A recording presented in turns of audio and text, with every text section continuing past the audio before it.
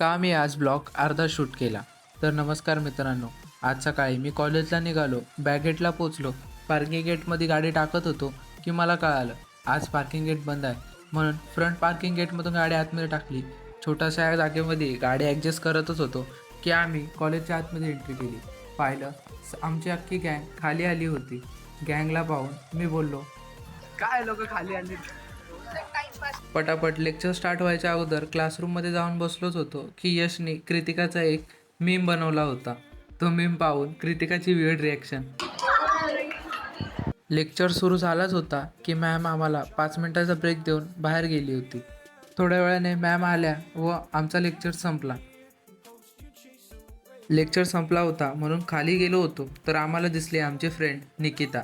निकिताला fashion शोमधून दुसऱ्यांदा बाहेर काढलं होतं म्हणून ती रागवली होती. काढला माझा दुसऱ्यांदा.